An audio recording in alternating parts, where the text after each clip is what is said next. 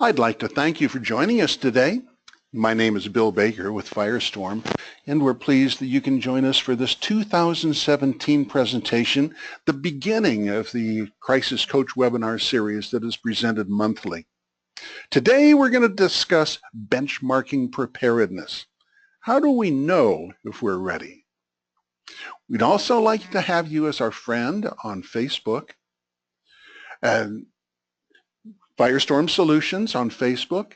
On Twitter, we're Firestorm Soul. There is a hashtag. The hashtag is Crisis Coach. Firestorm transforms crisis into value and empowers you to manage risk and crises. Firestorm expertise is crisis management, critical decision support, crisis communications, crisis public relations, and consequence management. We do want to remind you that the presentation today is not complete without the accompanying oral comments and discussion. And this work product should be discussed in conjunction with advice from your organization's personal counsel. In addition, please do not interpret the information as legal advice or legal opinion. Firestorm is delighted to have an ongoing relationship with the Tennessee Association of Independent Schools. You can go to firestorm.com and you can watch past webinars in this series and register for future ones. We're privileged to have Jill Royko with us. Jill is the Assistant Director of the Association. Jill, over to you, please, for comments and the commercial. Hey, Bill. Thank you so much for continuing to provide these webinars for our schools. We really appreciate them, and that you keep them in your archives where people can go back and listen to them if they were not able to attend when they were actively happening live. But thank you for everyone who is joining us, and we look forward to hearing what you all have to say. Thank you. Our presenter today is Karen Masullo. Karen is Executive Vice President and Chief Intelligence Officer at Firestorm. Karen has extensive experience in social media tools, monitoring, training, all of the things of that nature. She has extensive background in disaster planning, crisis communications, and things of that nature. Karen, over to you. Thank you, Bill, and thank you, Jill, very much. I am happy to be starting the new year off with you. Happy New Year to you and your teams. Thank you for joining, and thank you for being such a wonderful partner with Firestorm for the past few years. We have certainly enjoyed and appreciated this relationship, and it has served as a wonderful blueprint and template for other school associations across the country, because our goal is to keep you, your students, your staff, your people, and your property safe. And I am thrilled that you have all made that conscious decision to join us and make that happen. Firestorm prepares more than 100 hours of free educational webinars and services a year, and we are thrilled that you're taking advantage of that. And as educators, we would expect no less. If you have a question throughout the session, you can use the GoToWebinar dashboard.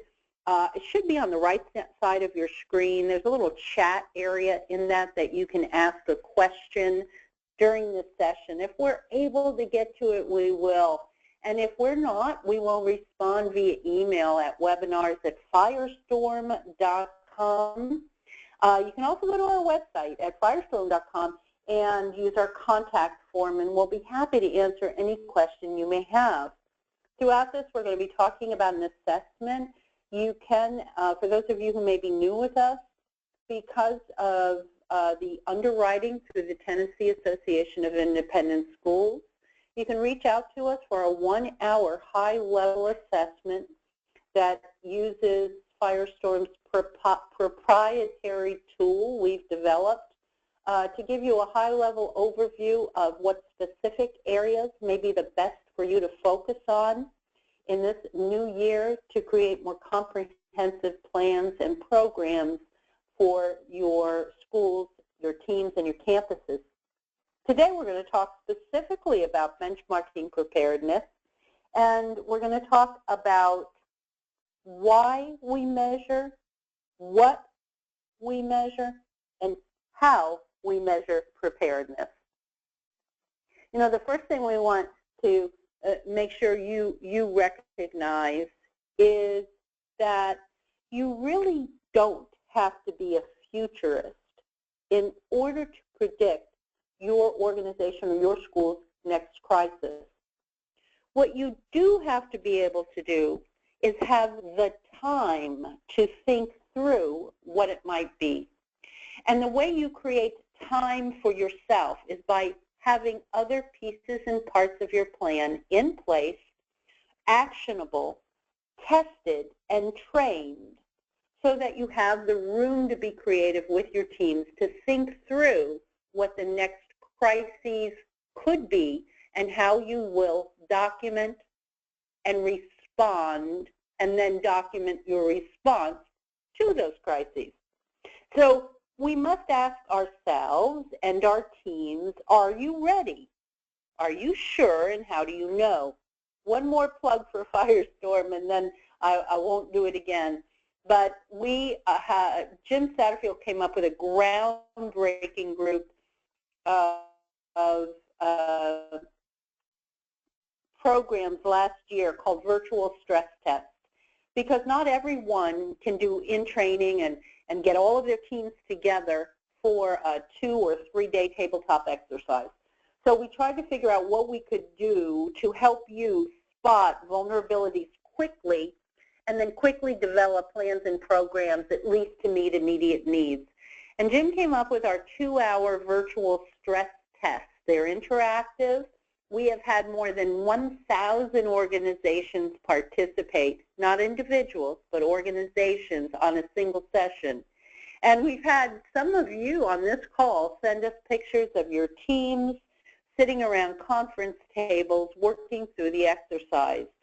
This, in February, on February 2nd, we are going to be doing a variation of a subject we did last year on sexting, cyberbullying, and cyber stalking. And this time we're going to focus on what we've identified to be a new emerging threat that you must pay attention to. We mentioned it about halfway through last year. We're bringing it back up again, and that is live streaming. We know that Facebook Live, Periscope, Meerkat, Snapchat have live broadcast video features, and as we saw in Chicago with the terrible incident with those 4 young people who kidnapped and brutally beat a developmentally disabled young man, we're going to be seeing more of this type of activity. So go to the Firestorm website, firestorm.com/events. Sign up for that February 2nd session. It is 2 hours, but I think your teams will really benefit from it. And that is how you identify your organization's next crisis. We pay attention to what's going on in the world. We talk to our teams. We say, what do we think about this? Are we prepared? Are we sure? And if we're not, we take action. Because we have an expectation of management of risk. I want to know that my child in your school is safe. I want to know they're receiving a stellar education and that they're safe. And when I ask you that, when I'm coming to your school to interview to see if I want to send my child there, I'm going to ask you, is my child safe? And when you say absolutely, I'm going to say, are you sure? How do you know? And by being able to tell me, we have clear risk management processes in place.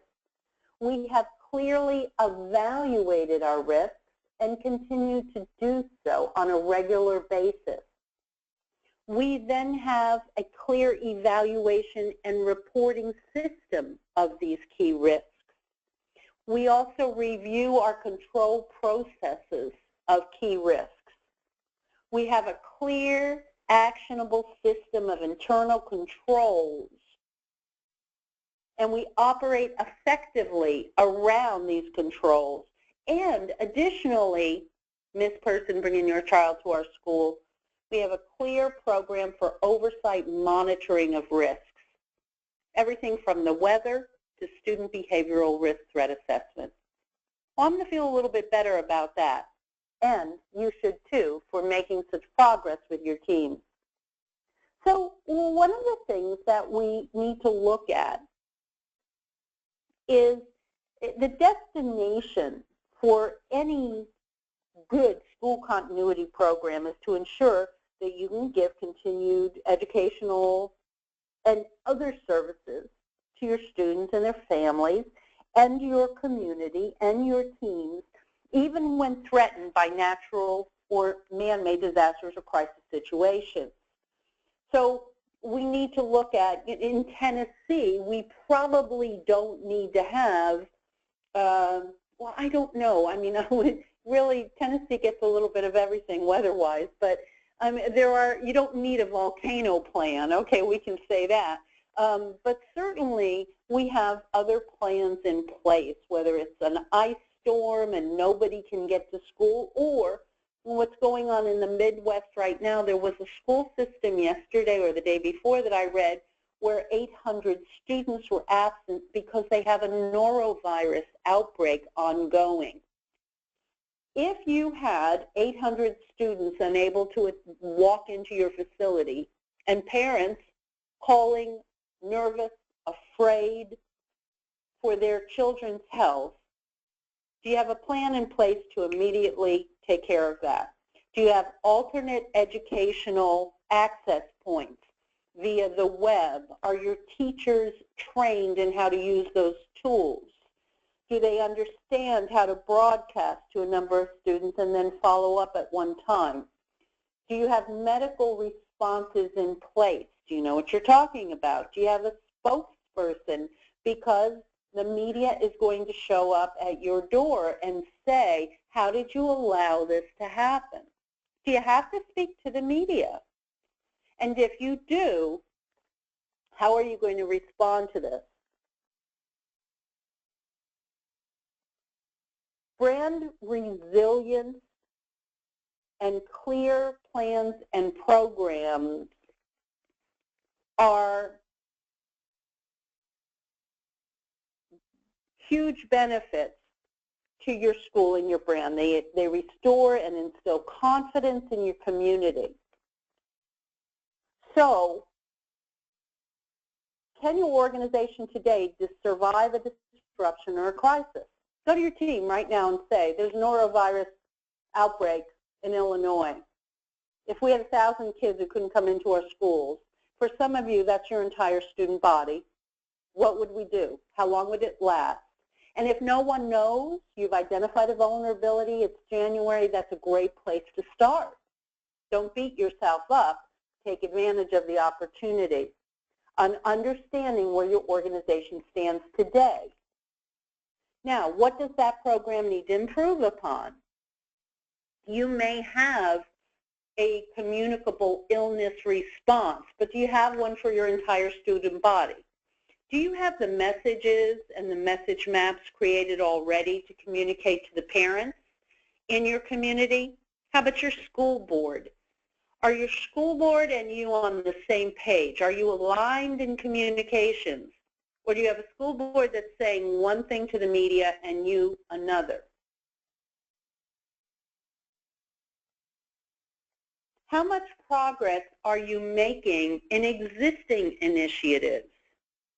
If last year you identified that you needed to make some message maps and you needed to leverage social media, your Twitter account, your Facebook account to do that, and you realized we don't have a Twitter account or a Facebook account, or we do, but we don't know who manages them anymore. That employee left and we don't have our usernames and passwords.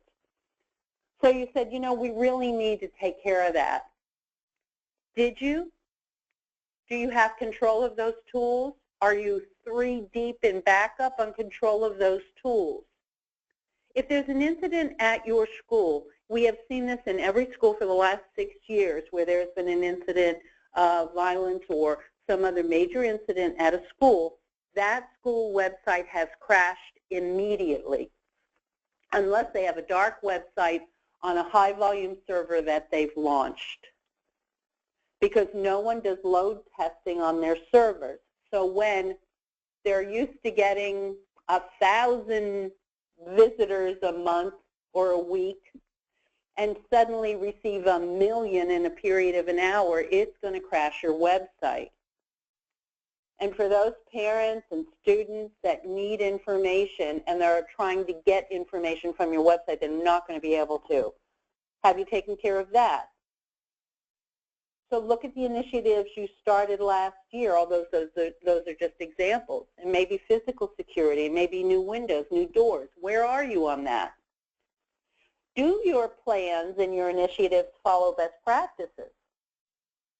Who makes those decisions?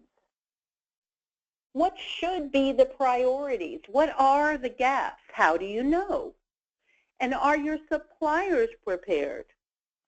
And your suppliers' suppliers, are they prepared?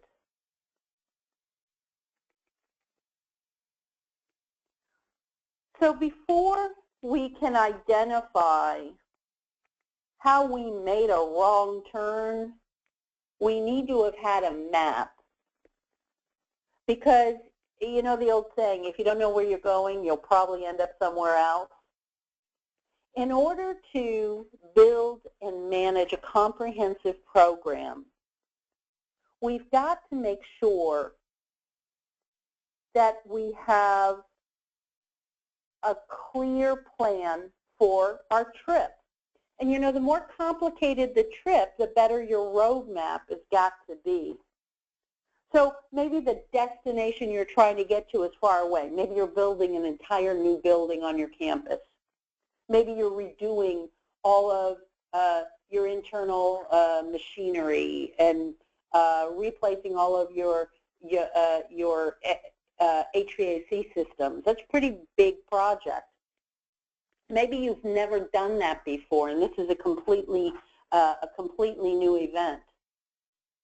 Maybe there are many different people that are involved or going to meet you at your destination. Maybe your expectations are really high and your timeline is short for this event.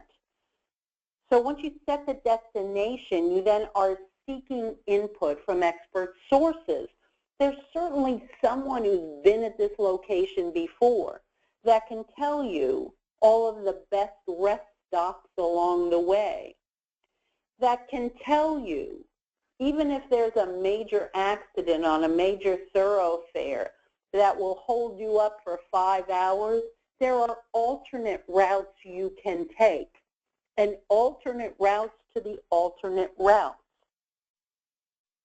A little bit of planning. We don't want to overplan. We don't want to get so sucked into the planning of it that you never actually realize the program. But we do want you to set mile markers along the way that measure progress to greatly enhance and increase your chance of arriving at the designated spot you want to be on time and ready. You need a starting point, you need to know the distance, you need to know your best and alternate routes, and you need to have a way to measure your progress. Otherwise, you're just going to be wandering around and end up in British Columbia. Not that there's anything wrong with that. So what should you measure? You know, based on the goals and where you are with your program, people are going to ask you very specific questions. Your board or your community or your parents may say, how do we demonstrate preparedness? And how do we physically actually demonstrate it? Now, we all know that we conduct drills and that we can see that happening physically and visually. We can see that happening. But how do we demonstrate preparedness in other areas? How do we show that we have a behavioral threat risk assessment plan in place that documents issues of concern in a central location? How do we demonstrate that to parents and others? Within that, are there clear roles and responsibilities defined for our teachers, our heads of program, for our students, for our vendors, for our families, our community? Are you aligned to best practices? And are you sure? How do you know? What I want to tell you is call us. We're going to be able to tell you that's not a best practice any longer. There's a new approach we'd like to work with you on. Does your plan cover both what to do and how to do it? And this is most important. And the way to test this is just go to the newest hire. Go to your newest person in the organization, your teaching assistant, whoever it might be. You've never seen them in the building before. They're brand new. And ask them what they would do in case of blank. And take in what their response is. If they are making it up as it goes along, if they are restating what they learned at their last organization, while that's okay, it isn't aligned to your program. So we know we have a gap that must be taken care of immediately. If they look at you blankly and start making things up, that's even worse. So let's help that person not only know what to do, but next take the greater step in how to do it.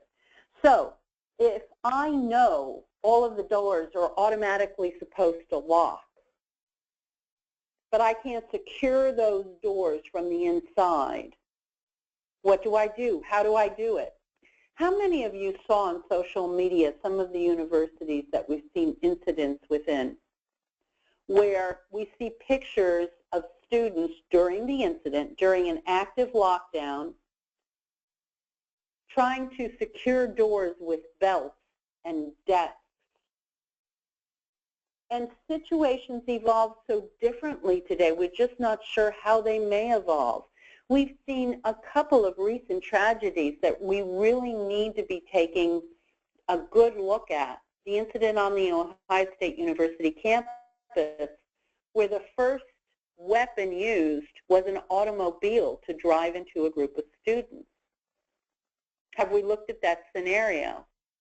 And then we have the tragedy in Fort Lauderdale. We must think of these things and think in the oddest occurrence. Instead of saying that can never happen here, we need to say, what do we do when it happens here? And I want to plead with you to shake off whatever disaster denial may exist in your organization. And I say plead with you because we do hear all of the time, that's all well and good, but it's never going to happen here. But every day, Firestorm is on the phone with an organization where it happened.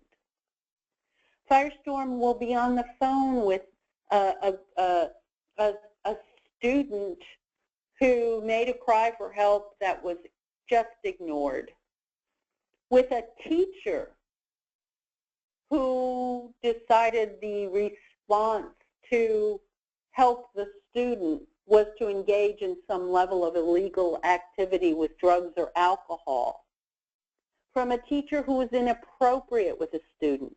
And please don't sit there on the phone and say it won't happen here, because it can and it may.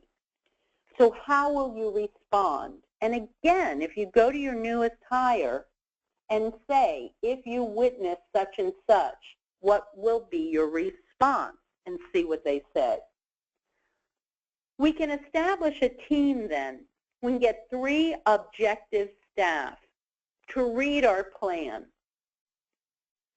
Then conduct interviews of all of your teams, all of your individual staff, and perform a high-level site inspection to determine,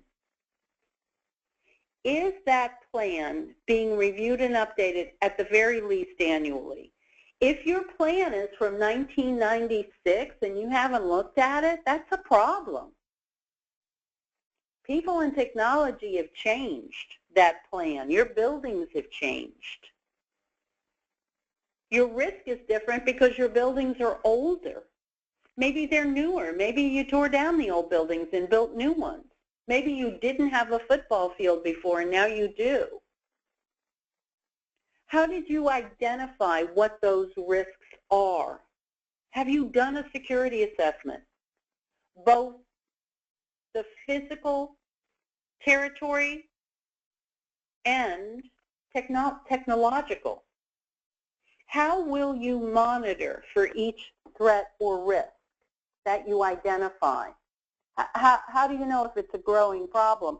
You know, something I've told people, we do a ton of monitoring for different schools and school systems, private schools. We monitor social and traditional media. And I am continually shocked at how many students and employees have found their way to the roofs of your buildings and are partying up there.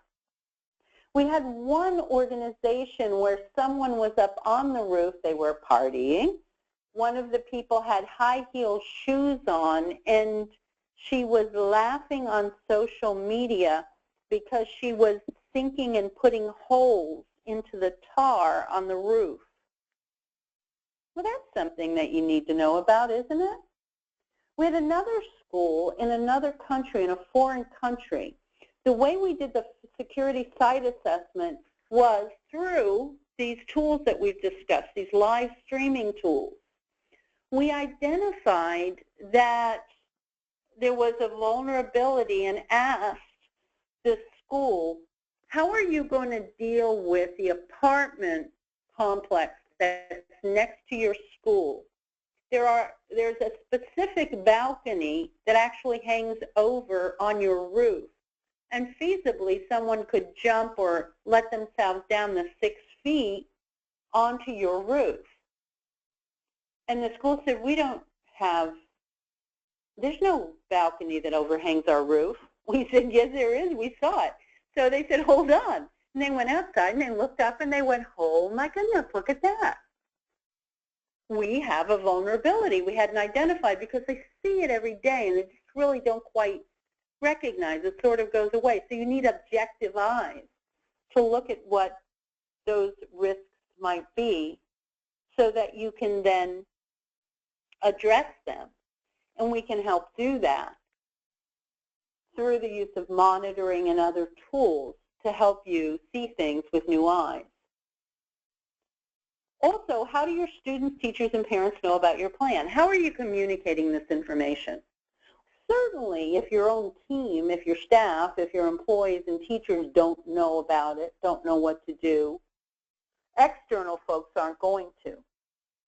And one of the trends that we've seen over the past few years is that while students may take to Snapchat or Instagram or wherever else to document what they feel are risks or threats, parents are on Facebook and they are talking it up to each other. And the board is engaging on Facebook as well. How do you respond to that? How do you communicate? Now, in your plan, is every component tested again at least annually? And we have to say, there are some parts of your plan that maybe you can just look at annually. Other parts change with the environment, with politics, with an event, with a crisis or a disaster. One thing that many organizations forget after a crisis or a disaster is to go back and look at their plan and revise it based upon the information they just learned, or because the situation or environment may have changed. We may have said one of our exit points is through the XYZ building, through the library door. Well, maybe a recent event closed that part of the building down, and now people can't exit out of that door anymore. How do we communicate that that is not the plan anymore? And have you tested that communication? And does every activation or exercise have a hot wash afterwards? And that's exactly what we're talking about. That hot wash is where you all sit down and say, what are our strengths? What were our weaknesses on this? What do we have to do next? And what do we have to modify or change based upon the situation that just occurred? You know, when you do a site assessment, we want you to be considering these types of items. We're going to be producing a paper at the end of this session. It usually takes us about 24 to 48 hours to upload that to the website. It's a brief of the key points in this specific webinar, and it will include this information on this page, so you don't have to worry about capturing it. But in a site assessment, you do need to be concerned with a variety of factors, such as your building security. What is access control? What about exterior access points? What's your key system like? How do you monitor that? What surveillance is in place? Communications, internally, externally, public address systems, notification systems, radios, intercoms. There was a tool that I was looking at yesterday. I'll try to include it. I'm doing some webinars next month for y'all, and I'll try to include it in that webinar. It is a text application that actually acts as a voice walkie-talkie. I have to look at it. I'm going to test it out. It may be an interesting tool to use for communication internally in a way that you may not be leveraging now. So in many ways we can leverage technology to help us, especially if resources are tight. And I know there's no one on this call that has that challenge, but just in case you do, let's look at some other options as well and then make sure they're secure. So then make sure we look at our information technology, social media and monitoring. And I would say social media monitoring goes under information technology, but it also goes under communications. There are tools available, and we leverage those tools ourselves where we can not only monitor what's going on, but then engage, help you engage with your community right from an application. We can tell you when there are spikes and bursts of activity around specific conversations, so that you're aware that something may be bubbling up and become a problem or a crisis. Have you looked at your loading docks, lighting and parking? We see a lot of activity going on in parking lots that we wish we didn't see. And also in loading docks or loading areas or delivery areas. You know, right now you should test. Can someone follow a delivery person into your cafeteria right behind your delivery person just because maybe they look official? I remember my husband always told me if you want access to someplace, just carry a clipboard. So today, equivalent of that might be an iPad. And if I'm looking down at it and just following your delivery person, can I walk right in because I look like I'm with that person? That's a fail if I can. We do need stinking badges as that goes. What are your perimeter barriers and controls? Are you right up against another property that has a great deal of traffic, or are there threats of transient traffic? Or are you in a very remote area where your threats may be different? You may have a problem with bears or other wildlife coming on your property. Do you have your alarm systems tested and in place, your surveillance systems, access control systems, your perimeter security systems and lighting? Have you had previous security breaches and incidences of workplace violence? Have you documented and reviewed what those are and how you're going to mitigate against like circumstances? Have you looked at what's happened in other organizations? Are you implementing an ALICE program? We like to partner with the ALICE folks because we will follow a Predict.Plan.Perform methodology, and the ALICE program fits in the middle of that. And we can help you predict and perform, and in the ALICE part is if something is occurring, how you can respond. So we've had some great conversations with the folks at ALICE training. security personnel. This is important. Are your school resource officers yours or someone else's? Are they working their agenda or your agenda, or the company they work for, their agenda? You need to establish that. Go up to your security personnel, your resource officer, and say, hey, I'm curious. If we had an incident of such and such, how would you respond? See what they say. Does it align to your plan? Is education required? How about your security sensitive areas and signage? Are you making sure that student employee safety is a priority in those areas?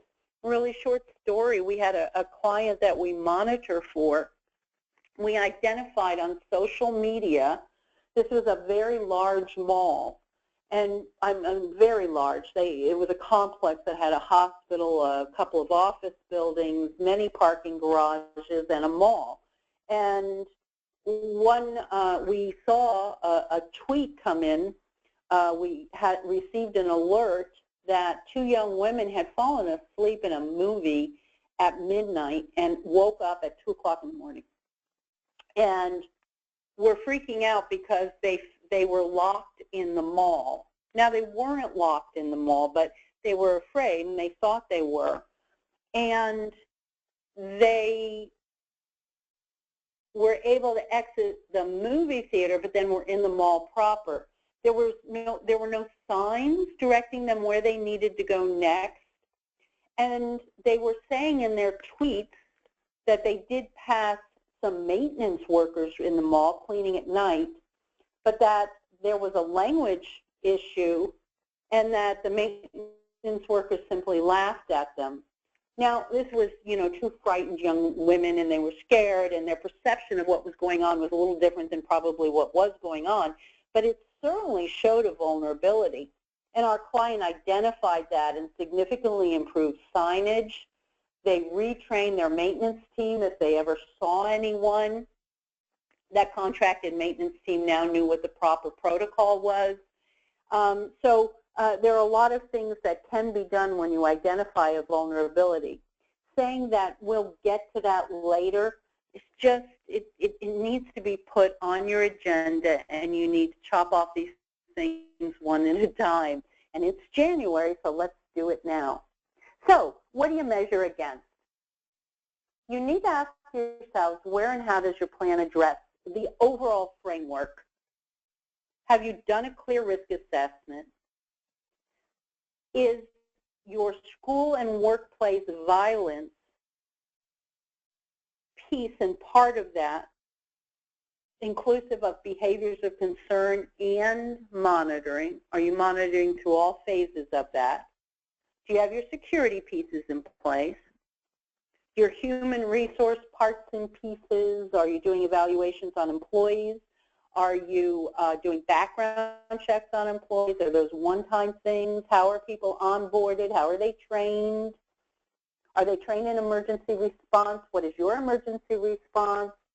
Have you gone out into the community, and are you communicating with your town mayor, your city mayor, your fire department, your local police precinct?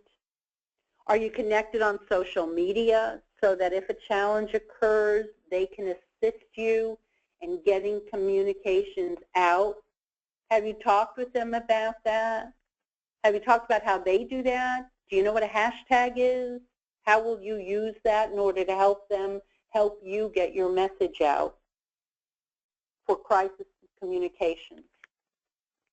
So when you look at this measurement process, we want you to look at each of these components and then evaluate it for its completeness as compared to best practices. We're going to give you, this is a simple little rating process. You can use one of your own. We'll show you another one throughout this. But it's just keep it simple. Is it documented? Is it verbally in place? We've discussed it and are working on it. Is it incomplete? We're sort of discussing it. It needs improvement. We don't have essential details. Or is it not in place at all? We haven't found it in the program at all. It's a gap. We need to fill it. We need to make sure that the components of the plan are written in alignment with best practices. We need to make sure the procedures are actionable. The content is comprehensive, and it must provide our stakeholders with a clear and articulate understanding of their roles and responsibilities. Your plans must be actionable and follow best practices. For example, Firestorm recommends the standard response protocol as a best practice.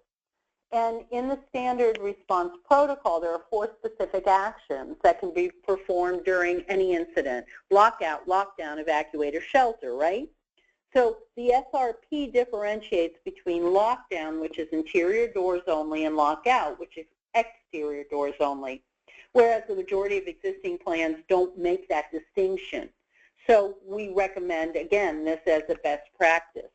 And it's used in approximately 5,000 schools around the country or more. You can learn more about this at iloveyouguys.org or contact Firestorm. We'll be happy to discuss it with you. But that is a good example of a standard response protocol, of a practice that we feel is a best practice.